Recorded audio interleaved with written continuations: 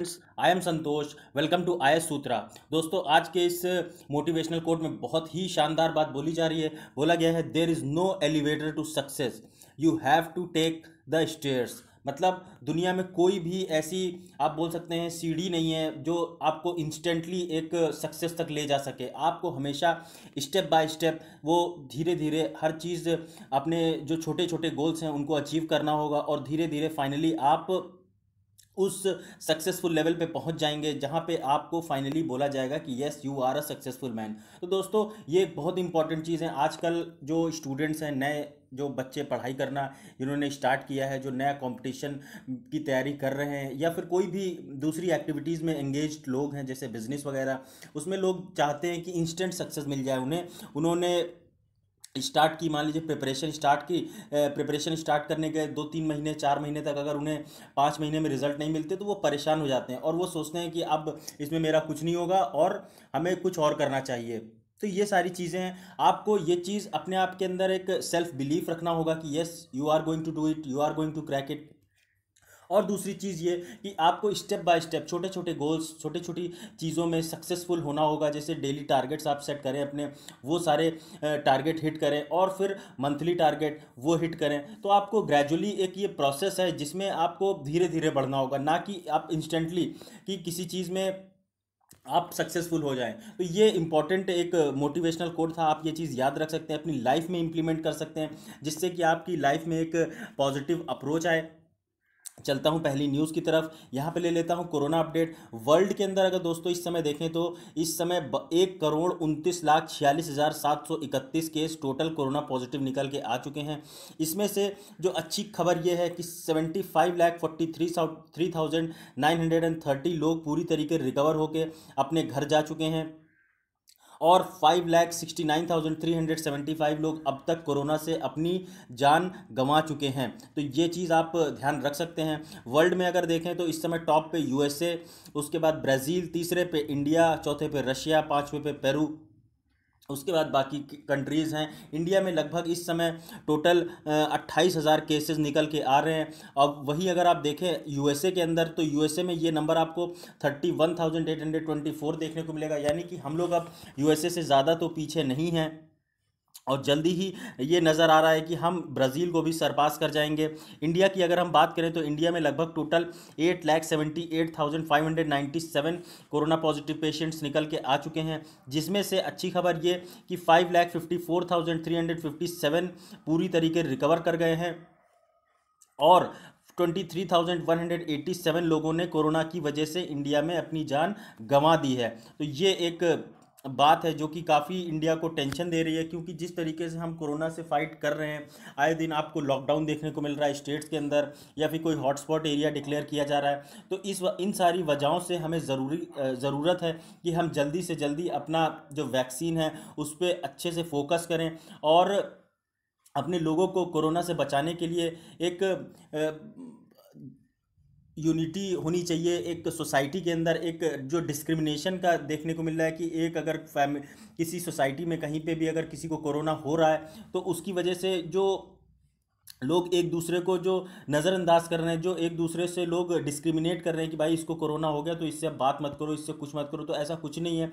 आप उसके प्रति एक जो अपना वार्म अटैचमेंट है वो प्लीज़ बना के रखिए, जिससे कि जो जो भी लोग हैं सोसाइटी के अंदर एक डिवाइड ना क्रिएट हो, एक रिफ्ट ना क्रिएट हो। जिस भी आप मोहल्ले गली में रह रहे हैं वहाँ पे आपके अंदर आपको उस पेशेंट के साथ एक अच्छा बिहेवियर मेंटेन करके रखना है। इन सारी चीज़ों से उसे स्ट्रेस नहीं होगा, जल्दी रिकवर करके आएगा। ये सारी चीज़ें हैं। Being a good person of society, एक अच्छी सोसाइटी में कंट्रीब्यूशन आप करिए जिससे कि एक अलग तरीके का इम्पैक्ट देखने को मिले आपकी वजह से। उसके बाद आप यहाँ पे देखेंगे, बात की जा रही है national highway authority of India. National highway of authority of India ने अभी एक कुछ स्टेप्स लिए जिससे कि इम्प्रूव की जाएंगी जो क्वालिटी ऑफ रोड है। उसके लिए जो ministry of road and transport and highways है उसने डिसाइड किया कि अब परफॉर्मेंस असेसमेंट के हिसाब से जो इंडिया के हाईवेज़ हैं उनकी रैंकिंग करी जाएगी और ये जो क्राइटेरिया इसमें लिया जाएगा उसमें देखा जाएगा कि बेसिकली हाईवे कैसा है, उसकी हाईवे एफिशिएंसी देखी जाएगी। उसमें 45% कंट्रीब्यूशन देखने को मिलेगा। जो हाईवे सेफ्टी है वहाँ पे 35% कंट्रीब्यूशन देखने को मिलेगा। कितना अच्छा है हाईवे, वहाँ पे अगर कोई एक्सीडेंट हो रहा है तो कितनी देर में एम्बुलेंस पहुँच रही है, कोई मिस हैपनिंग हो रही है तो कितनी देर में एम्बुलेंस पहुँच रही है। तो ये सारी चीज़ें। उसके बाद आप देखेंगे यूज़र सर्विसेज, वहाँ पे उस हाईवे में कैसा पेट्रोल पंप आपको टाइम टू टाइम पेट्रोल मिल रहा है कि नहीं मिल रहा है, प्रॉपर खाने के लिए आपको ढाबे मिल रहे हैं कि नहीं, प्रॉपर हॉस्पिटल्स हैं कि नहीं रास्ते में, जिससे कि किसी भी एक्सीडेंट या अनवांटेड कंडीशन को फेस करा जा सके आसानी से। उसके बाद दूसरी चीज़ें जो हाईवे पे एसेंशियल होती हैं, जैसे कि आप देखेंगे पेड़ पौधे हो गए, जिससे कि एक तरीके से आपको पोल्यूशन कम करने में हेल्प मिलती है। और एक हाईवे में अलग ही माहौल देखने को मिलता है जब पेड़ होते हैं, आपको एक सूदिंग एनवायरनमेंट होता है। आप जब ट्रैवल करते हैं, पेड़ होते हैं अगल बगल, तो उसका एक अलग इम्प्लीकेशंस होते हैं ये आप। उसके बाद आप देखेंगे इससे ये आइडेंटिफाई किया जाएगा जो भी गैप्स होंगे जिनसे कि हाईवे का जो सिस्टम है, हाईवे के जो डिज़ाइंस में कमी है, स्टैंडर्ड्स हैं और जो प्रैक्टिसेस फॉलो करी जा रही हैं, जो गाइडलाइंस हैं, उन सारे जो चीज़ें हैं उनमें जो जो भी जो गैप्स हैं उनको फुलफ़िल किया जाएगा NHAI के द्वारा। और इसमें जो जो भी स्कोर आएगा हर कॉरिडोर का, उसके हिसाब से उसमें पैरामीटर सेट किए जाएंगे और वहाँ से फीडबैक लिया जाएगा कि क्या कुछ और आगे अच्छे स्टैंडर्ड्स लाए जा सकें, अच्छे गाइडलाइंस लाए जा सकें, जिससे कि नेशनल हाईवे अथॉरिटी या फिर जो भी स्टेट और नेशनल हाईवेज़ हैं उनमें इम्प्रूवमेंट किया जा सके।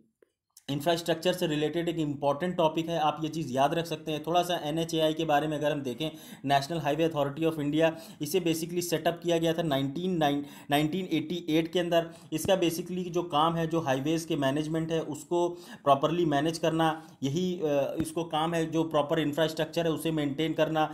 जो हाईवे में आप देखेंगे जो रास्ते ख़राब हो जाते हैं, गड्ढे देखने को मिलते हैं जिस वजह से काफ़ी एक्सीडेंट्स होते हैं, टोल टैक्स वगैरह, ये सारी चीज़ों का मैनेजमेंट करती है NHAI। इसे बेसिकली जो क्रिएट किया गया था national highway authority of India act 1988 के तहत इसे प्रोमलगेट किया गया था। इसकी जो नोडल एजेंसी है वो ministry of road transport and highways के द्वारा इसे इसकी इस पे आप देखेंगे इसकी नोडल एजेंसी है योगेंद्र नारायण जो थे, ये फर्स्ट चेयरमैन थे national highway authority of India के। और इसका हेडक्वार्टर आपको न्यू दिल्ली के अंदर देखने को मिलेगा। इसका जो मोटो है, जिसे आप थीम बोलते हैं, वो है not just roads building a nation. उसके बाद आप देखेंगे NHAI जो है इसने एक MOU भी साइन कर रखा है इंडियन स्पेस रिसर्च ऑर्गेनाइजेशन, जिसे आप इसरो बोलते हैं। वहाँ पे जो सैटेलाइट्स हैं, सैटेलाइट्स के थ्रू इंडिया के जो मैप्स हैं उनको एक तरीके से सैटेलाइट के द्वारा मैप किया जाता है, जिससे कि प्रॉपर उन पे मॉनिटरिंग की जा सके, प्रॉपर उसके रखरखाव पे, और जैसे प्रॉपर उसका गूगल पे सारी चीज़ें, गूगल मैप्स में ये सारी चीज़ें शो हो सकें कि कहाँ पे कौन सा रास्ता है। सारे रास्तों को करा जाता है इन सारी सैटेलाइट मैपिंग के द्वारा। ये आप याद रख सकते हैं, NHAI के अंदर में ये काम होता है। आप देखेंगे यहाँ पे प्रधानमंत्री गरीब कल्याण पैकेज की बात की जा रही है। अभी यूनियन कैबिनेट में अप्रूवल दिया है कि इसमें एक्सटेंशन दिया जाएगा अब जुलाई से लेकर नवंबर 2020 तक, जो कि अभी आपने देखा होगा कुछ दिन पहले हमारे देश में जो प्रधानमंत्री हैं हमारे, उन्होंने जो एड्रेस किया हमारे देश को, उसमें बोला था कि जो सारी स्कीम्स हैं उनको फर्दर जुलाई से नवंबर, जब तक दिवाली आएगी तब तक ये इन स्कीम को एक्सटेंड किया जाएगा, जिससे कि जो गरीब लोग हैं, फार्मर्स हैं, और जो ओल्ड एज पीपल हैं, जो सेल्फ हेल्प ग्रुप्स हैं और विडो हैं, ये सारे जो लोग हैं, ये लोग ज़्यादा ना सफ़र करें। इनको प्रॉपर फूड डिस्ट्रीब्यूट किया जाएगा, जो चना है ये दिया जाएगा। उसके बाद आप देखेंगे 1 रुपये किलो के हिसाब से चावल गेहूं दिया जाएगा under national food security act 2013 के तहत। और इसमें देखेंगे अभी जो सरकार है इसके ऊपर लगभग 6,850 करोड़ का एडिशनल एक खर्चा आने वाला है, जो कि एक आप बोल सकते हैं कि जो जितना ज़्यादा सरकार गरीबों के लिए काम करेगी, उतनी ज़्यादा आप देखेंगे कि जो हमारा जो कोविड-19 है इसकी वजह से वैसे ही इतने सारे लोग अपनी जान गंवा चुके हैं। बहुत ज़्यादा ह्यूज नंबर्स में लोग जो पॉवर्टी का शिकार हो चुके हैं, वो भूख से मर रहे हैं। तो इन सारी इश्यूज़ को एड्रेस करने के लिए ये सरकार की तरफ से उठाया गया एक अच्छा कदम है। यहाँ पे आप बोल सकते हैं नमामि गंगे के बारे में बात की जा रही है। अभी हमारे देश में वर्ल्ड बैंक और गवर्नमेंट ऑफ इंडिया ने एक लोन अग्रीमेंट में साइन किया, जिससे कि हेल्प मिलेगी और सपोर्ट मिलेगा नमामि गंगे प्रोग्राम को, जो कि गंगा रिवर को रेजुविनेट करने की बात करता है, मतलब समग्र विकास करने की बात करता है। सेकंड, गंगा जो रिवर बेसिन है, जिसे आप बोलते हैं SNGRBP, इससे हेल्प मिलेगी कि जो पोल्यूशन के इश्यूज़ हैं गंगा नदी के अंदर, उनको एड्रेस किया जा सकेगा और स्ट्रेंथन किया जा सकेगा जो रिवर का मैनेजमेंट है, रिवर बेसिन का मैनेजमेंट है, उन सारी चीज़ों को। उसके बाद आपको देखने को मिलेगा इसी गंगा नदी की वजह से लगभग मोर देन 500 मिलियन पीपल्स को पानी पीने को मिलता है। और बहुत सारी और दूसरी चीज़ें आप देखेंगे, जो इरिगेशन फैसिलिटीज़ हैं, जो अर्बनाइजेशन है, आप देखेंगे जो ज़्यादातर शहर हैं वो आपको देखने को मिलेंगे नदी के किनारे, बड़ी बड़ी नदियों के किनारे बसे हुए। गंगा नदी के जैसे आप देखेंगे हरिद्वार हो गया, कानपुर हो गया, पटना हो गया, और बहुत सारे, हुगली, ये सारे जो बड़े बड़े शहर हैं ये बसे हुए हैं। तो यहाँ पे एक समग्र विकास की ज़रूरत है। SNGRB ये जो है फाइनेंस करेगा जो सीवेज नेटवर्क्स हैं उनको, जिससे कि जो आप देखेंगे नदियों के अंदर क्या होता है, डायरेक्ट अनट्रीटेड वाटर डाल दिया जाता है, मतलब अनट्रीटेड वेस्ट, नालियाँ डायरेक्ट कनेक्ट होती हैं, वो डायरेक्ट ड्रेन आउट होती हैं किसी भी नदी में, या फिर गंगा हो या फिर कोई और नदी भी हो, तो बिना उसका शोधन किए, बिना उसका ट्रीटमेंट किए अगर ये पानी नदी में जाएगा तो वो ऑब्वियस सी बात है गंगा या फिर जो भी नदी होगी उसको पोल्यूट करेगा। तो इसी को बचाने की बात की जा रही है कि जो आप देखेंगे जो पेंट इंडस्ट्री होती है उससे बहुत ही ह्यूजली टॉक्सिक केमिकल्स का वहाँ यूज़ होता है, और उनको जब वो यूज़ करने के बाद उसको डायरेक्ट ड्रेन आउट कर दिया जाता है नदी के अंदर बिना ट्रीटमेंट के, जिसकी वजह से आपको देखने को मिलेगा कि नदियाँ बहुत ज़्यादा पोल्यूट हो जाती हैं। उसके बाद जो अर्बन एरियाज़ होंगे वहाँ पे एक बेसिकली जो पोल्यूशन डिस्चार्जेस हैं उन पे कंट्रोल करा जाएगा, जो मैंने अभी आपको बताया। इस प्रोजेक्ट से बेसिकली एक इनोवेटिव हाइब्रिड एन्यूनिटी मॉडल बनाया जाएगा, जिसे आप HAM बोलते हैं, प्राइवेट पब्लिक एंटरप्राइज की हेल्प से। मतलब इसमें प्राइवेट पब्लिक पार्टनरशिप, सरकार और प्राइवेट कंपनीज़ की पार्टनरशिप देखने को मिलेगी, जिससे कि NGRBP स्कीम को इम्प्लीमेंट किया जाएगा। इस मॉडल के तहत जो गवर्नमेंट है वो प्राइवेट ऑपरेटर को 40% तक जो पैसा है वो पहले देगी सीवेज ट्रीटमेंट बनाने के, और उसके बाद जो कंस्ट्रक्शन होने के बाद 60% जो है वो पे किया जाएगा परफॉर्मेंस के आधार पे, कि कितना अच्छे से वो सीवेज ट्रीटमेंट परफॉर्म कर रहा है, उस हिसाब से उसे पेमेंट की जाएगी। उसके बाद जो परफॉर्मेंस लिंक्ड पेमेंट देखने को मिलेगा, ये ओवर 15 साल तक ये पेमेंट, अगर आप, सीधी सी बात है ये समझें कि किसी को आपको पेमेंट देना है, आपने उसे 10 रुपये दे दिए और बाकी 40 रुपये उधार दे दिए, कि उधार तुम, जब ये जो काम तुमने किया है ये जब अच्छे से इम्प्लीमेंट होगा अगले 15 सालों तक, तो ये धीरे धीरे करके हम आपको ये पेमेंट देते रहेंगे। तो इससे क्या होगा, पहली चीज़ तो ये इसकी अकाउंटेबिलिटी हो जाएगी, ट्रांसपेरेंसी रख के काम करेगा, अच्छा काम करेगा, ये चीज़ सोच के चलेगा कि आगे अगर हमें लंबा काम चाहिए सरकार से तो हमें प्रॉपरली काम करना होगा, जिससे कि हमारा ये 40% पैसा जो है ये ना मरे। तो यही बेसिक काम है सरकार, अच्छे ये स्टेप हैं जो सरकार उठा रही है, जिससे कि ये इंश्योर किया जा सकेगा कि गंगा साफ़ होती हुई फ्यूचर में नज़र आए। आप थोड़ा सा अगर गंगा रिवर बेसिन के बारे में देखें तो गंगा बेसिकली 5 स्टेट से होकर गुजरती है। सबसे पहले आप देखेंगे ये यहाँ उत्तराखंड, उसके बाद यूपी, उसके बाद आप देखेंगे यहाँ पे बिहार, झारखंड और यहाँ वेस्ट बंगाल होते हुए ये फाइनली बांग्लादेश के अंदर जाती है, ड्रेन हो जाती है। उसको आप देखेंगे पद्मा नदी, जो कि जिसे ब्रह्मपुत्रा बांग्लादेश में आके जब मिल जाती है इसे, तो ये वर्ल्ड का सबसे बड़ा डेल्टा बनाती है, जिसे बोलते हैं सुंदरबन डेल्टा। ये आप याद रख सकते हैं, इसकी बहुत सारी ट्रिब्यूटरीज है जैसे यमुना, और यहाँ पे आप देख सकते हैं सोन, घाघरा, गंडक, ये सारी इसकी ट्रिब्यूटरीज हैं। राइट और लेफ्ट बैंक ट्रिब्यूटरीज आपको बिल्कुल टिप्स पे होनी चाहिए। जब भी आपसे क्वेश्चन पूछा जाए ज्योग्राफी में तो आप वहाँ पे ये सारी चीज़ें डायरेक्ट आंसर कर सकें। जिससे कि चलता हूँ अगली न्यूज़ की तरफ। यहाँ पे बात की जा रही है प्रधानमंत्री उज्ज्वला योजना की। अभी यूनियन कैबिनेट ने अप्रूवल दिया कि 1/7/2020 से आगे ये फर्दर योजना एक्सटेंड करी जाएगी, जिसके तहत जो उज्ज्वला बेनिफिशरीज़ हैं उनको 3 महीने और अब जो फ्री सिलेंडर दिए जा रहे थे वो प्रोवाइड करे जाएंगे। अभी आप देखेंगे गवर्नमेंट ने अनाउंस किया एक रिलीफ पैकेज, जिसके तहत अभी मैंने आपको बताया गरीब कल्याण योजना में जो पुअर फैमिलीज़ हैं उनको LPG कनेक्शंस दिए जाएंगे फ्री में, और इसके लिए जो उज्ज्वला कस्टमर्स हैं उनको अगले 3 महीने तक के लिए फ्री में सिलेंडर फिर से मिलेंगे। अभी जो उन्हें 3 महीने मिले और आगे फ्यूचर में भी 3 महीने मिलेंगे।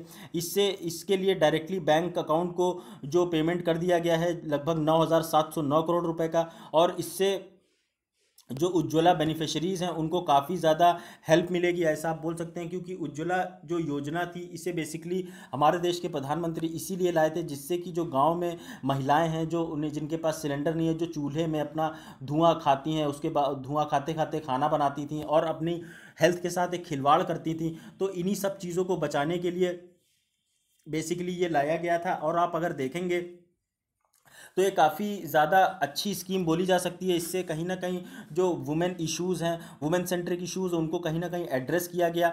उसके आप अगर देखेंगे PMUY बेनिफिशरीज जो हैं, इसमें कैबिनेट के द्वारा अप्रूव किया गया कि जो प्रपोजल है मिनिस्ट्री ऑफ पेट्रोलियम और नेचुरल गैस का, उसमें एक्सटेंशन देखने को मिलेगा 3 महीने का, जिससे कि बेहतर स्वच्छ ईंधन और बेहतर जीवन मिल सके महिलाओं को, जो एक नॉर्मल हाउसवाइफ होती हैं, घर में खाना बनाती हैं। तो ये आप याद रख सकते हैं।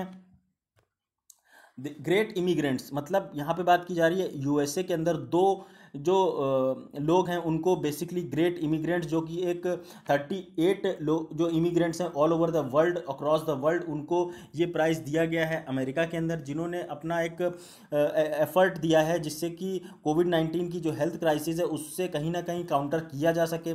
पुलिट्जर जो प्राइज़ हैं वो विनर और ऑथर और ऑन्कोलॉजिस्ट सिद्धार्थ मुखर्जी ये जो हैं, और जो प्रोफेसर ऑफ इकोनॉमिक्स हैं एट हार्वर्ड यूनिवर्सिटी राज शेट्टी, इन दोनों लोगों को बेसिकली ये प्राइज़ दिया जाएगा एज अ, आप देखेंगे यहाँ पे कार्नी कॉरपोरेशन के द्वारा ऑफ न्यूयॉर्क 2020 ग्रेट इमिग्रेंट्स के तौर पर। ये ग्रेट इमिग्रेंट्स के तौर पर ये वही अमेरिका है जो अभी अपनी इमिग्रेशन पॉलिसी की तहत काफ़ी ज़्यादा लाइमलाइट में रहा। आपने देखा होगा डोनाल्ड ट्रंप ने अपने जो नेटिव अमेरिकन हैं उनकी जॉब बचाने के लिए बहुत सारे इमिग्रेंट्स की जॉब को ताक पर रख दिया है। तो ये वही डोनाल्ड ट्रंप है जो अब ये ग्रेट इमिग्रेंट्स को एड्रेस कर रहे हैं, उनको फेलिसिटेट कर रहे हैं। यहाँ पे आप देखेंगे जो सिद्धार्थ मुखर्जी हैं एक नोटेड बायोलॉजिस्ट हैं और ऑन्कोलॉजिस्ट कौन होता है? ऑन्कोलॉजिस्ट बेसिकली वो लोग होते हैं जो कैंसर से रिलेटेड, आप देखेंगे कीमोथेरेपी और जो रेडियोथेरेपी, ये सारी चीज़ों में बेसिकली आप इनका इन्वॉल्वमेंट देखने को मिलता है। आप ये चीज़ याद रख सकते हैं। और जो ये ऑथर हैं बहुत सारी दूसरी बुक्स के, इंक्लूडिंग पुलिट्जर प्राइज़ विनिंग, जिसमें इन्होंने बुक लिखी थी the emperor of all maladies, a biography on of cancer. तो ये आप याद रख सकते हैं। जब 2009 से इन्होंने सर्व किया as a faculty of Columbia University, और 2014 में डॉक्टर मुखर्जी को अवार्ड मिला था एज अ पद्मश्री, जो कि इंडिया का हाईएस्ट सिविलियन अवार्ड है। प्रोफेसर राज चेट्टी जो है वो न्यू दिल्ली में पैदा हुए और ये one of the youngest professor बने, जो कि जिन्हें की एक टेन्योर दिया गया हार्वर्ड यूनिवर्सिटी में, और वहाँ पे फिर ये इन्होंने पढ़ाया और फिर पढ़ाई करी और अच्छा कंट्रीब्यूशन देखने को मिला इनकी तरफ से। तो ये आप याद रख सकते हैं। यहाँ पे बात की जा रही है IPC यानी कि इंडियन पीनल कोड को रिफॉर्म करने की बात की जा रही है, जो कि GS2 गवर्नेंस का एक इम्पॉर्टेंट टॉपिक है। अभी आपने देखा होगा कि जो रिफॉर्म्स IPC में करने की काफ़ी समय से बात की जा रही है, इसमें अभी गवर्नमेंट ऑफ इंडिया की तरफ से एक 5 मेंबर का एक्सपर्ट कमेटी अपॉइंट करी गई, जो कि सेटअप करी गई है union ministry of home affairs के द्वारा, जिससे कि जो क्रिमिनल लॉज हैं उनके बारे में एक कॉम्प्रिहेंसिव स्टडी करी जा सके और उसको कैसे आगे अपडेट करना है, क्या क्या चेंजेस उसमें करने हैं, ये सारी चीज़ें इंश्योर करी जा सके। इंडियन पीनल कोड अगर आप देखेंगे, ये एक लॉ है जिससे कि जो आप देखेंगे सरकार जनता के ऊपर एक अपना आधिपत्य जमाती है, एक अपना रूल करती है, एक उनको प्रॉपरली मैनेज करती है। तो ये IPC है आपके लिए। उसके बाद आप यहाँ पे देखेंगे कि सबसे बड़ा, अगर आप देखें कि ज़रूरत ही क्यों है इसे रिफॉर्म, IPC को रिफॉर्म करने की ज़रूरत क्या है, अगर आप देखेंगे जो इंडियन पीनल कोड है ये बेसिकली काफ़ी आप देखेंगे पुराना है, 19 सेंचुरी। जब आप 19 सेंचुरी की जो लॉज हैं वो अभी तक हमारे कॉन्स्टिट्यूशन में प्रिवेल कर रहे हैं, और इसी वजह से आपको देखेंगे कि ये इसमें बहुत सारे इश्यूज निकल के आते हैं, क्योंकि ये उस समय के हिसाब से लॉ बनाए गए थे। और आज इनका जो एविडेंस आपको देखने को मिलेगा, ये काफ़ी इनकी महत्वता जो है वो कम, क्योंकि उस समय जो लोगों की आइडियोलॉजी थी, जो मेंटालिटी थी, वो अलग लेवल पे थी, अलग तरीके के क्राइम थे, अलग तरीके के इश्यूज थे।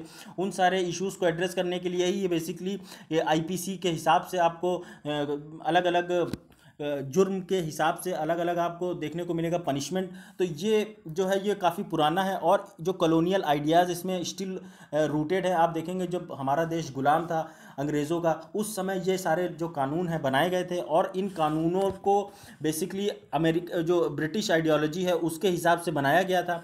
और ज़्यादातर जो आप ये कानून हैं वो देखेंगे कि ब्रिटिश आइडियोलॉजी से ही ज़्यादा इन्फ्लुएंस्ड हैं। आप देखेंगे अगर आपकी ये जो इसमें ज़्यादातर जो कानून है उसमें काफ़ी एज़ पर यूज़ अमेंडमेंट्स भी किए जा चुके हैं और जुडिशियल प्रोक्योरमेंट्स भी देखने को मिले हैं, लेकिन सारे जगह आप अमेंडमेंट नहीं कर सकते, सारी जगह आप प्रोक्योरमेंट नहीं कर प्रोनाउंसमेंट नहीं कर सकते, और इनको चेंज बार बार करना भी एक आप बोल सकते हैं चैलेंज है। क्योंकि आप देखेंगे ये जो ये कानून है ये रिफ्लेक्ट नहीं करते हैं जो हमारा कॉन्स्टिट्यूशन है उसकी उसके एस्पिरेशन को रिफ्लेक्ट नहीं करते, क्योंकि हमारा कॉन्स्टिट्यूशन ये इंश्योर करता है कि सभी को सबको लिबर्टी मिले, सबको इक्वालिटी मिले। जो कि अगर आप देखेंगे गुलामी, जब हमारा देश अंग्रेज़ों का गुलाम था उस समय ये चीज़ बिल्कुल भी इंश्योर नहीं की जाती थी कि बीइंग अ इंडियन सिटीज़न किसी को कोई आज़ाद हो, किसी को उसके हिसाब से काम करने की आज़ादी हो, उसके पास लिबर्टी हो, अपने आप से जो वो चाहे वो बोल सके या जो वो चाहे वो कर सके, ये सारी चीज़ों की नहीं थी। तो उस समय के लॉज में और आज के टाइम में इनका रेलेवेंस उसमें काफ़ी एक अमूल चूल परिवर्तन करने की बात की जा रही है। इसी वजह से आप देखेंगे बहुत सारे जो लॉज हैं वो प्रमोट करते हैं पैट्रियार्कियल एटीट्यूड्स, यानी कि पुरुषवादी सत्ता को आज भी वो प्रमोट करते हैं। बहुत सारे आप देखेंगे उस समय जो एक पैट्रियार्कियल सोसाइटी होती थी जिसकी वजह से आपने देखेंगे बहु विवाह देखने को मिलता था, मल्टीपल पॉलीगैमी जिसे आप बोलते हैं। उसके बाद आप देखते थे वहाँ पे जो विधवाओं की जो शादी है वो उस पर रोक थी, सती जैसी कुप्रथाएं थीं। तो ये सारे जो इश्यूज़ थे उस समय देखने को मिलते थे। और आज जो कॉन्स्टिट्यूशनल फ्रेमवर्क है वो इक्वालिटी प्रॉमिस करता है कि सबको बराबरी का अधिकार होना चाहिए, सबको बराबरी से पैसा सैलरी मिलनी चाहिए, सबको बराबरी के कानून सब पे बराबरी से लागू होता है। हर वो जो वोटिंग राइट है वो एक नॉर्मल जो पुरुष को मिलती है वही वोटिंग राइट एक महिला को मिलती है। तो ये सारी चीज़ें हैं जो इक्वालिटी प्रॉमिस करता है हमारा कॉन्स्टिट्यूशन। आप देखेंगे सेडिशन जो राजद्रोह का जो कानून है उसमें बहुत सारे लोगों को पनिशमेंट उसके तहत दी जाती है, जो इम्प्रिजनमेंट दी जाती है। और ये कॉलोनियल स्पिरिटेड है, मतलब अगर आप सरकार के खिलाफ बोलेंगे, सरकार की पॉलिसीज के खिलाफ बोलेंगे तो आपको देखने को मिलेगा राजद्रोह जैसे मुकदमे लोगों पे लगा दिए जाते हैं। अभी भी इनफैक्ट ये प्रिवेल करता है, अलग अलग आप जगह देखेंगे तो अगर कोई भी अच्छा जर्नलिस्ट है वो सरकार के खिलाफ बोलता है तो आज भी उसके ऊपर बहुत ज़्यादा उस पर स्ट्रिक्टनेस देखने को मिलती है। उसको बहुत बार ऐसा होता है कि उसे जेल में डाल दिया जाता है बिना किसी उससे पूछे कि आपने क्या किया क्या नहीं किया। ऐसे बहुत सारे एग्जाम्पल देखने को मिलते हैं। उसके बाद आप यहाँ पे देखेंगे जो बेसिकली जो चैलेंजेस हैं इसको इन आईपीसी को रिफॉर्म करने के लिए वो ये हैं कि जो इश्यूज़ हैं सेफ्टी के, गवर्नमेंट को चाहिए कि वो इसमें स्ट्रिक्टर लॉज लाए और हार्शर पनिशमेंट्स लाए। जैसे कि अगर आपने देखा होगा अभी निर्भया कांड हुआ, निर्भया कांड के बाद उसमें जो फांसी देने का प्रावधान है उसमें बहुत सारे लूप होल्स का फ़ायदा उठाया गया कल्प्रिट्स के द्वारा, इन क्रिमिनल्स के द्वारा, और उन्होंने अलग अलग टाइम पे अपनी जो फांसी है उसको एक्सटेंड कराने के लिए बहुत सारे अलग अलग पैतरे अपनाए, जिस वजह से ये फांसी लगभग 8 से 6 महीने के आसपास डिले हो गई, लेकिन फाइनली हुई। लेकिन ये सारे लूप होल्स को ही एड्रेस करने की बात की जा रही है जिससे कि क्रिमिनल को इंस्टेंट जस्टिस दिया जा, जो कल्प्रेट है उसको इंस्टेंट जस्टिस दिया जा सके। तो आप ये याद रख सकते हैं। उसके बाद जो नए क्राइम्स हैं उन्हें आप देखेंगे उन्हें वहाँ पे चाहिए कि जो टेक्नोलॉजी से रिलेटेड इश्यूज़ हैं और सेक्सुअल ऑफेंसेस, जैसे कि आप देखेंगे मैंने आपको बताया अभी कि रेप से रिलेटेड इश्यूज़ हैं।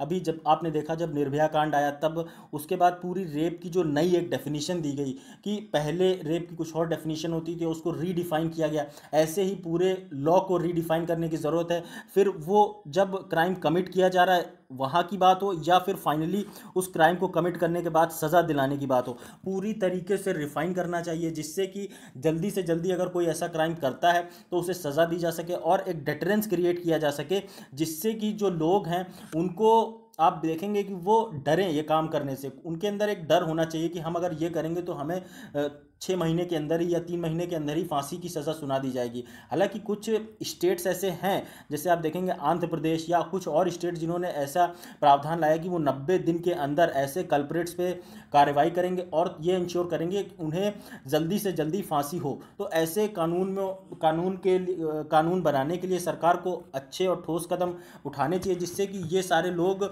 जल्दी से जल्दी सज़ा पाएँ। उसके बाद टेक्नोलॉजी से रिलेटेड बहुत सारे इश्यूज़ हैं, जैसे कि आप देखेंगे डिजिटल राइट्स हमारी प्रोटेक्ट करने की बात की जाती है। डिजिटल राइट प्रोटेक्शन एक्ट, जो कि मैंने आपको कल भी डिस्कस किया था, उसमें बताया था कि डिजिटल राइट एक्ट में कैसे हमारे जो यूज़र्स होते हैं उनकी डिजिटल जो राइट्स होती हैं उनको प्रिवेंट कैसे करना है, कैसे उनका जो डेटा है बिना उनके परमिशन के कोई और ये डेटा ना यूज़ कर सके। और ये सारी चीज़ें इंश्योर करना चाहिए। इन एक प्रॉपर कॉम्प्रिहेंसिव लॉ होना चाहिए, जिससे कि ये सारे डेटा का मिसयूज़ ना देखने को मिले, फिर वो अलग अलग कंट्रीज़ के अंदर इस डेटा का मिसयूज़ हो, या फिर हमारी ही गवर्नमेंट्स के द्वारा हमारे ऊपर वो डेटा का यूज़ हो। क्योंकि डेटा, आप बोल सकते हैं data is a new oil. Data आने वाले टाइम में एक न्यू ऑयल के तौर पे आएगा, और इसका सबसे ज़्यादा यूज़ आपको देखने को मिलेगा मार्केटिंग के अंदर। आप देखेंगे, अगर आप नॉर्मली आप एक यूट्यूब पे कोई वीडियो सर्च करते हैं, तो अगर आप मान लीजिए एजुकेशन से रिलेटेड कोई वीडियो देखते हैं, तो आपको सारी की सारी वीडियो जो हैं वो उसमें आपको एजुकेशन से ही देखने को मिलेंगी ज़्यादातर। उसके बाद तो आप ये देखेंगे यहाँ पे आपके डेटा को आपको समझा जा रहा है, आपका एक माइंडसेट आर्टिफिशियल इंटेलिजेंस के तहत समझा जा रहा है, और फिर आपको वही चीज़ दिखाई जा रही है जो आपको पसंद है।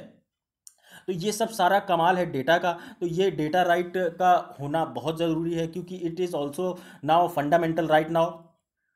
उसके बाद आप देखेंगे जो रिस्क है एक्सेसिव पुलिसिंग का एक मैं आपको क्लासिक एग्जांपल अगर बताऊं, तो आप अगर देखेंगे अभी जो विकास दुबे जिसका एनकाउंटर हो गया, जिसने बहुत सारे पुलिस वालों को मार दिया था कानपुर के अंदर, उसको जब उसने ये कुकृत्य किया, उसने जब इन सारे लोगों को मार दिया, तो मारने के बाद पुलिस ने क्या किया, पुलिस उसके घर पे गई, उसने उसके पूरे घर को तोड़ दिया, उसकी जो गाड़ियां हैं उस सारी गाड़ियों को उसने डिमोलिश कर दिया।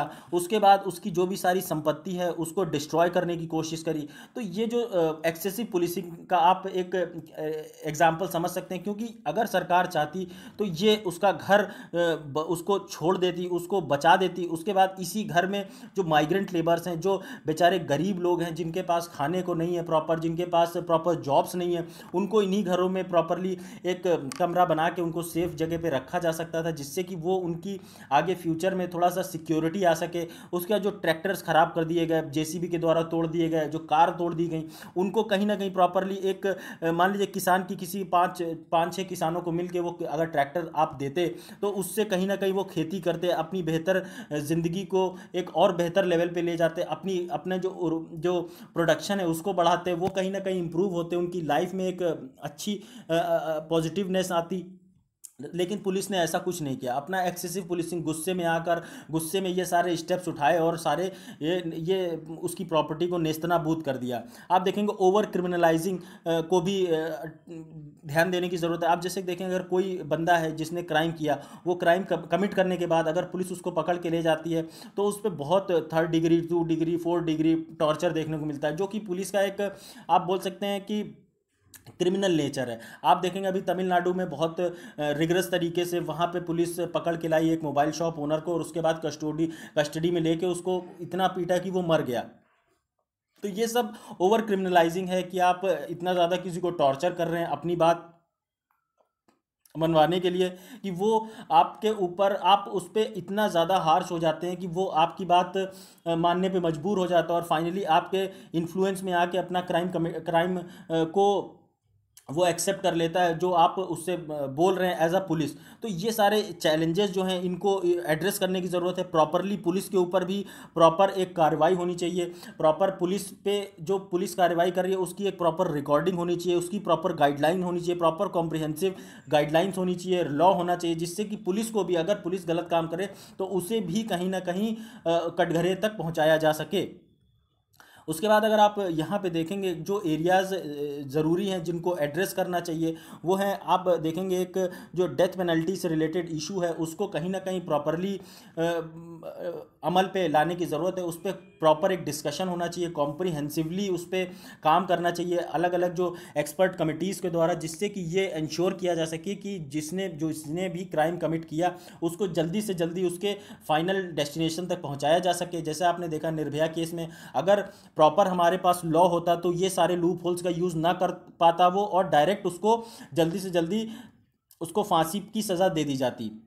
तो ये इश्यूज़ को प्रॉपरली एड्रेस करने की ज़रूरत है। आप यहाँ देखेंगे कि एक लेजिस्लेटिव अप्रोच, यानी कि एक प्रॉपर लेजिस्लेटिव अप्रोच होनी चाहिए, जिससे कि रादर दैन कि वो leaving it to the discretion of judiciary, proper law होना चाहिए रादर दैन कि वो जुडिशरी डिसाइड करे। बेसिकली अगर आप देखेंगे जुडिशरी का काम क्या होता है, जुडिशरी का काम होता है कि लोगों को जो उन्होंने क्राइम किया, जो भी उन्होंने क्राइम करके, सिविल क्राइम है या फिर क्रिमिनल या फिर क्राइम है कोई दूसरा फिजिकल जहाँ पे उन्होंने किसी के साथ किया, तो उसमें जज जो होता है वो क्राइम के बारे में पूरा सारी चीज़ें एनालाइज करता है, उसके बाद वो सज़ा सुनाता है।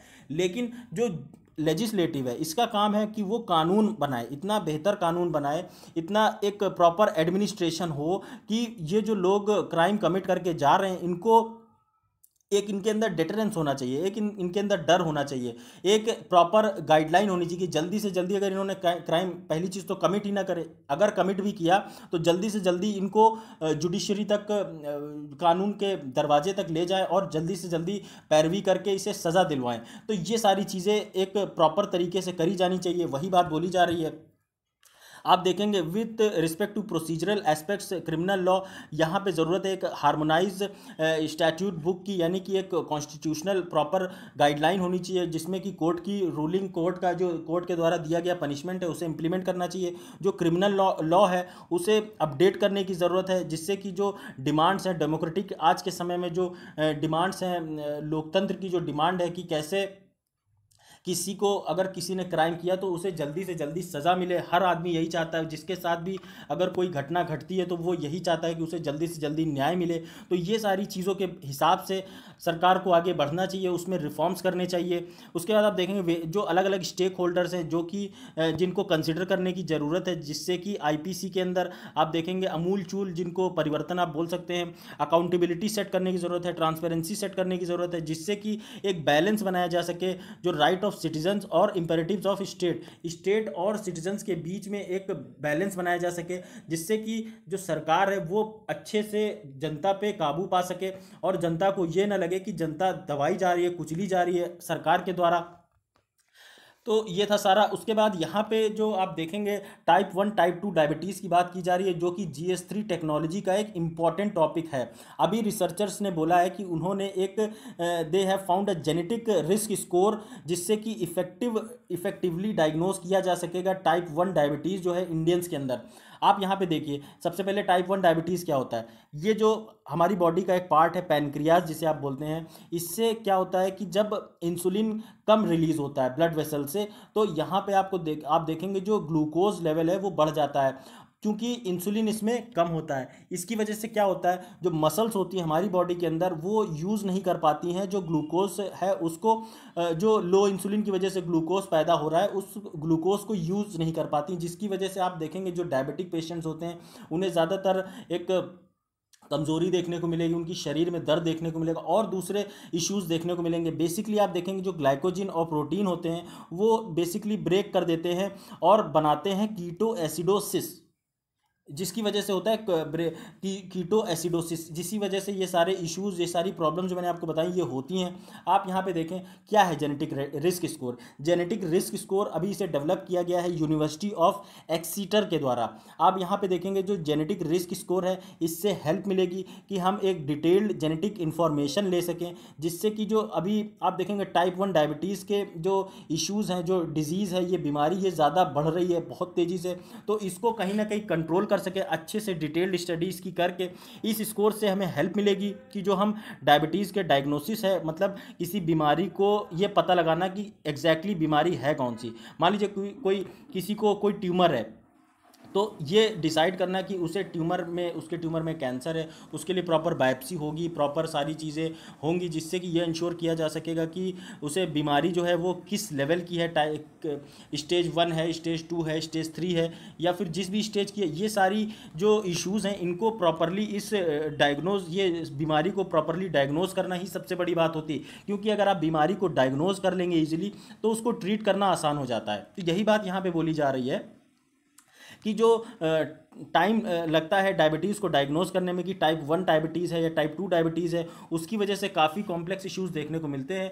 ये एक इफेक्टिव टूल होगा जिससे कि हेल्प मिलेगी लोगों को कि वो जो नेसेसरी ट्रीटमेंट है, प्रॉपर जो एग्जैक्ट ट्रीटमेंट है वो लोगों को मिल सके, और जो लाइफ थ्रेटनिंग कॉम्प्लिकेशंस है जिसकी वजह से आप देखेंगे प्रॉपर ट्रीटमेंट ना मिल पाने की वजह से उनकी बहुत सारे लोगों की जान चली जाती है।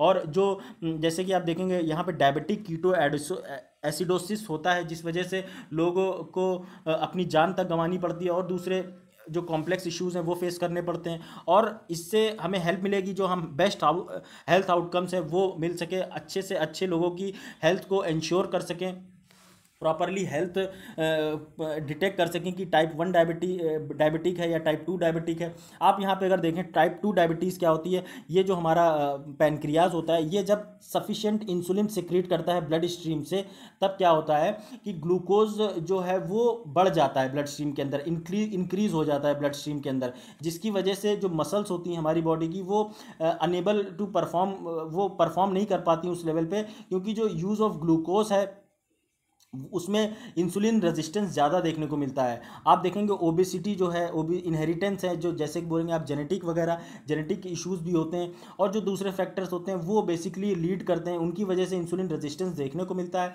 और लोग डायबिटीज़ 2 के पेशेंट बन जाते हैं। आप यहाँ पे देखेंगे अभी तक ये बिलीव किया गया है कि बेसिकली जो बच्चे हैं ज़्यादातर, जो अभी अपनी एडोलेसेंट एज में, मतलब 18, 20, 25 साल के बीच में, उनको टाइप 1 डायबिटीज़ ज़्यादा होती है। और जो ओबीज और यानी कि मोटे और बूढ़े लोग होते हैं, 45 साल या 45 साल से ज़्यादा की उम्र के लोग, उन्हें टाइप 2 डायबिटीज़ देखने को मिलती है।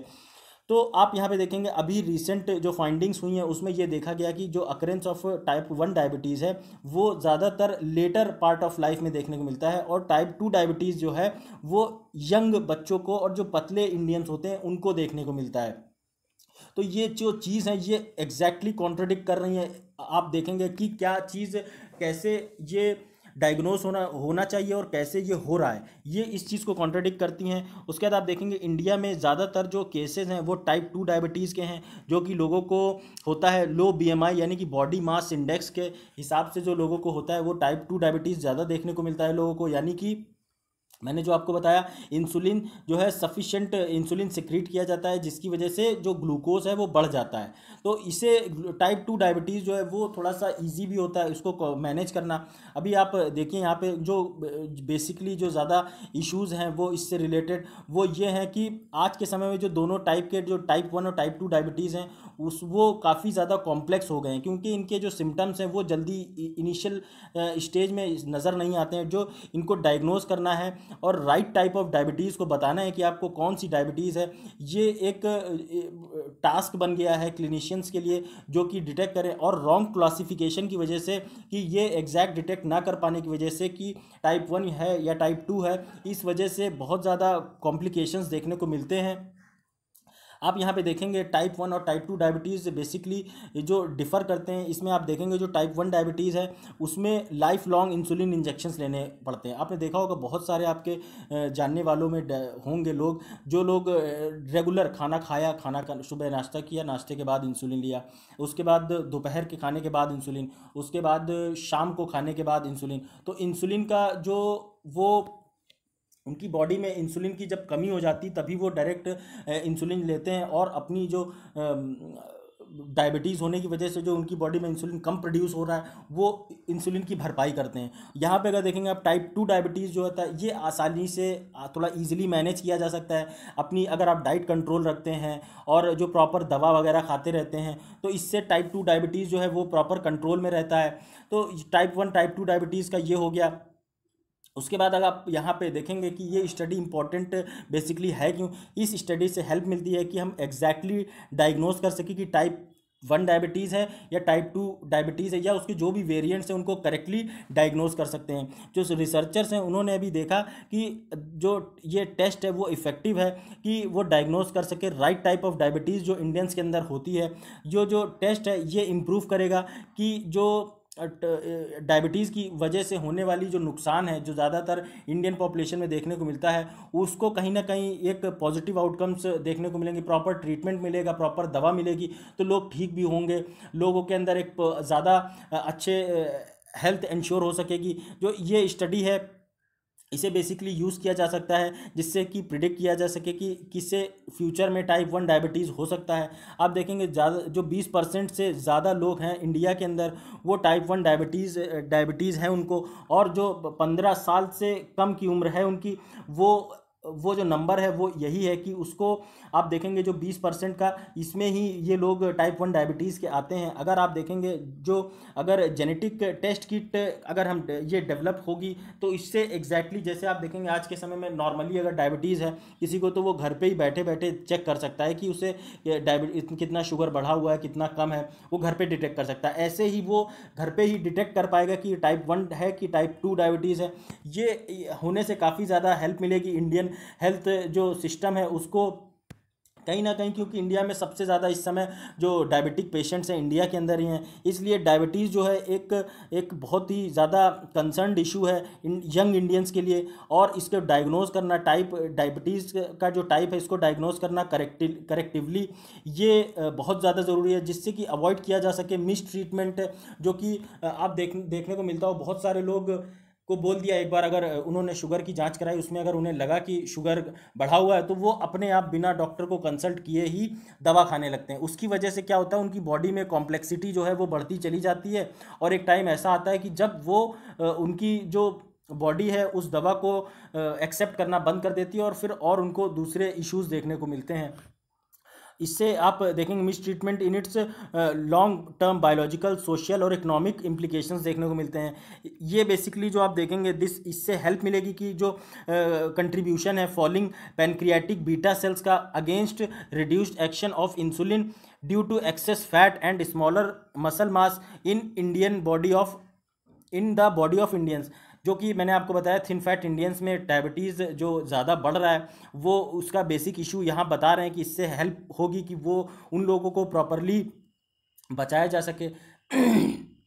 यहाँ पे बात की जा रही है ई वेस्ट जो है एक GS3 का इम्पॉर्टेंट टॉपिक है एनवायरनमेंट से रिलेटेड। आप यहाँ पे देखिए यूनाइटेड नेशन यूनिवर्सिटी जिसे आप UNU बोलते हैं उसने अभी एक रिपोर्ट पेश करी, उसमें बोला कि जो ग्लोबल वेस्ट है उसमें आप अगर देखेंगे जो डिस्कार्डेड इलेक्ट्रॉनिक इक्विपमेंट का वेस्ट है वो बढ़ गया है लगभग 38% का।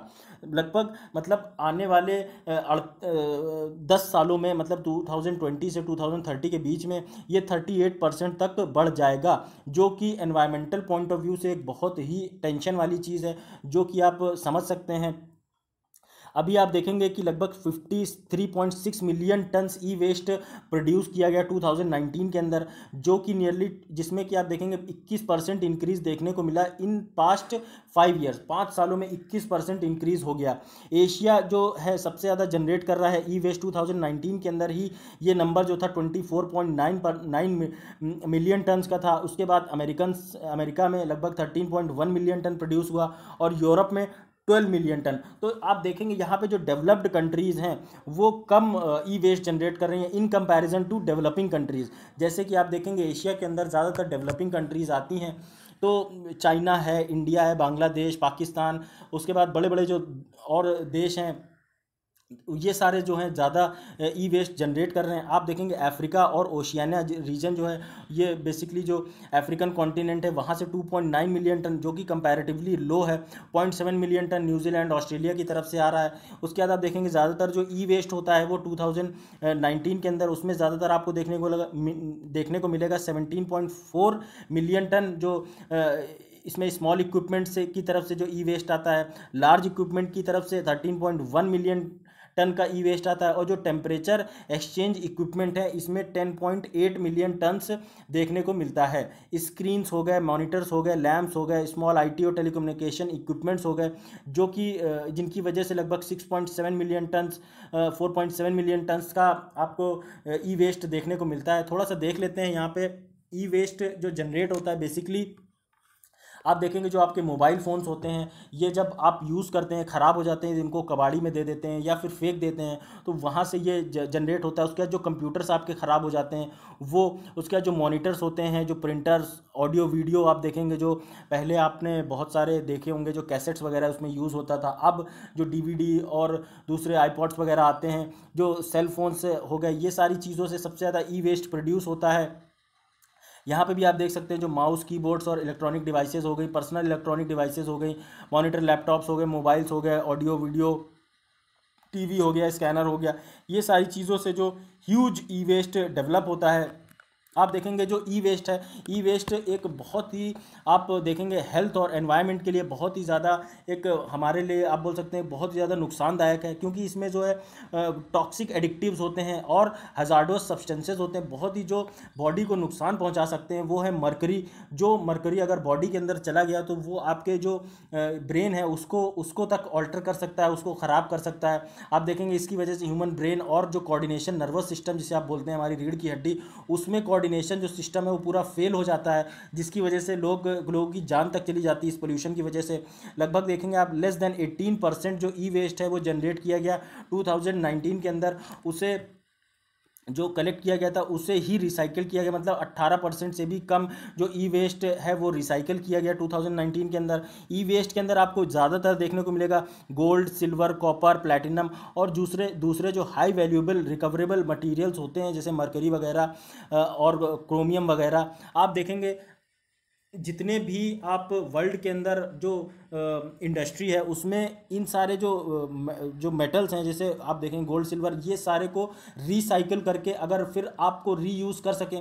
मैं आपको बताऊं जापान में अभी एक ऐसी ही मैंने न्यूज़ पढ़ी थी पिछले कुछ महीनों पहले, जहाँ पे जो टोक्यो में ओलंपिक होने वाले थे इस बार, उसके जो मेडल्स हैं वो मेडल्स जो हैं ई वेस्ट से निकले, जो गोल्ड है उससे, सिल्वर और कॉपर, ये सब जो है यूज़ करके ही वहाँ पे मेडल्स बनाने की बात की गई थी। और ये एक बहुत ही शानदार आप इनिशिएटिव बोल सकते हैं, जो कि एक्सक्रीट करके ये सारे जो ई वेस्ट से आप इतना एक क्लाइमेट के लिए कंट्रीब्यूट जो कर रहे हैं, ये ऐसे स्टेप्स उठाने की बहुत ज़्यादा ज़रूरत है जिससे कि हम ई वेस्ट को प्रॉपरली ट्रीट कर सकें, रीयूज़ कर सकें। जो टारगेट सेट करे गए हैं इंटरनेशनल टेलीकम्युनिकेशन यूनियन के द्वारा, वो ये इशू को प्रॉपरली एड्रेस करते हैं कि जो परसेंटेज ऑफ कंट्रीज़ हैं जो कि ई वेस्ट प्रोड्यूस का, ई वेस्ट से रिलेटेड प्रोड्यूस देखने को मिलता है, वहाँ पे एक प्रॉपर लॉ भी है। 50% ही ऐसे देश देखने को मिलते हैं। आप देखेंगे जो करंटली लगभग 71 देश हैं, सिर्फ वही उनके देश वहीं पे ई वेस्ट का लॉ है, मतलब जो ई वेस्ट जनरेट किया जा रहा है उसके लिए एक कानून है कि उसे प्रॉपरली ट्रीट किया जाए, प्रॉपरली मैनेज किया जाए, प्रॉपरली रिसाइकिल रीयूज़ किया जाए। तो ये सारी चीज़, हालांकि इंडिया के अंदर भी इसके लिए लॉ है, तो ये आप याद रख सकते हैं। अगर इंडिया का स्टेटस देखें ई वेस्ट का, तो लगभग इंडिया के अंदर 312 ऑथराइज्ड रिसाइकलर्स हैं जो कि ई वेस्ट को ट्रीट करते हैं, और इनकी जो कैपेसिटी है जो इसको ट्रीट करने की वो है सिर्फ और सिर्फ 800 किलो टन्स है, जो कि अगर आप देखें एनुअल प्रोडक्शन से बहुत ही ज़्यादा कम है। इंडिया में इस समय जो फॉर्मल रिसाइकलिंग कैपेसिटी है वो, उसे आप बोल सकते हैं कि वो अंडर यूटिलाइज्ड है, और इसमें जो लार्जर जो सबसे ज़्यादा मेजॉरिटी है आपको देखने को मिलेगा जो वेस्ट जो कि हैंडल कर रहा है वो इनफॉर्मल सेक्टर के द्वारा हैंडल किया जा रहा है, जिसमें कि आप देखते हैं कि ज़्यादातर वो ई वेस्ट में जो इंपॉर्टेंट चीज़ें होती हैं एक्सक्रीट कर सकते हैं उसे निकाल लेते हैं, बाकी चीज़ें वो जला देते हैं या डंप कर देते हैं या फिर उसको ज़मीन के अंदर गाड़ दिया जाता है डंपिंग साइट में। तो ये सारा जो इनफॉर्मल सेक्टर यूज़ करता है इसको। उसके बाद आप यहाँ पे देखेंगे जो 90% जो इंडिया का ई वेस्ट है उसे इनफॉर्मल सेक्टर के द्वारा वेस्ट किया जाता है, और इनफॉर्मल सेक्टर के द्वारा ट्रीट किया जाता है, और सिर्फ 10% ही फॉर्मल सेक्टर इसे ई वेस्ट को ट्रीट करते हैं, जो कि इंडिया के क्लाइमेट पॉइंट ऑफ व्यू से, एनवायरनमेंट पॉइंट ऑफ व्यू से, पोल्यूशन का लेवल जो है उस सब में आप देखेंगे बहुत ही ज़्यादा इसे माइन्यूटली ध्यान देने की ज़रूरत है, जिससे कि प्रॉपर गवर्नमेंट की तरफ से गाइडलाइंस लाई जा सकें, जिससे कि ये जो ई वेस्ट प्रोड्यूस हो रहा है इसको प्रॉपरली रिसाइकल किया जा सके। प्रॉपर इंफ्रास्ट्रक्चर सेटअप होना चाहिए ई वेस्ट के लिए, क्योंकि आप देखेंगे आने वाले टाइम में जिस तरीके से टेक्नोलॉजी बढ़ रही है उसी के डायरेक्टली प्रोपोर्शनल है ई वेस्ट। अब जितनी ज़्यादा अच्छी टेक्नोलॉजी होगी उतनी ही ज़्यादा आपको देखने को मिलेगा ई वेस्ट, तो टेक्नोलॉजी के डायरेक्टली प्रोपोर्शनल है। तो सरकार को चाहिए कि जितनी ज़्यादा वो टेक्नोलॉजी के रिसर्च एंड डेवलपमेंट पे ध्यान दे, उतना ही ज़्यादा आप इसके ई वेस्ट को मैनेज करने पे भी ध्यान दें, क्योंकि एनवायरनमेंट को अगर हम प्रोटेक्ट कर पाएंगे तो ही आप सस्टेनेबल फ्यूचर इंश्योर कर सकते हैं और अपने सस्टेनेबल डेवलपमेंट गोल्स को हिट कर सकते हैं।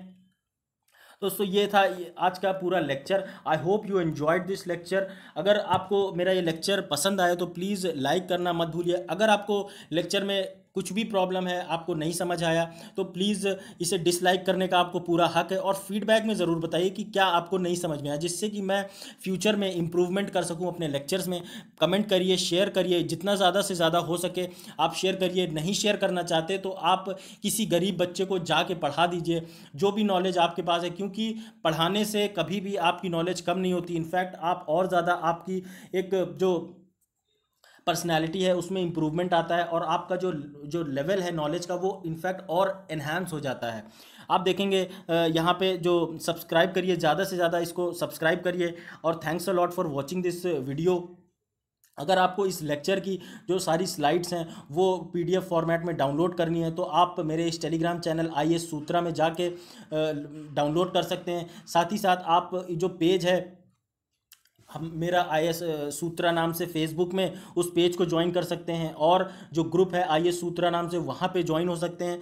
और आपको यहाँ पे मैं क्वेश्चन भी देता हूँ, वो आप क्वेश्चन आप लिख के पोस्ट कर सकते हैं। जैसा आज ई वेस्ट पे है, आप एक क्वेश्चन लिख सकते हैं कि फ्यूचर में कैसे ई वेस्ट को मैनेज करा जा सकता है, या ई वेस्ट के क्या कुछ इशूज़ हैं, तो वो, या IPC रिफॉर्म्स। आज मैं भूल गया क्वेश्चन डालना। इसका मतलब ये नहीं कि आप अगर you are an active aspirant you are an active aspirant तो आप ज़रूर उस क्वेश्चन का आंसर करिए। तो दोस्तों thanks a lot for this.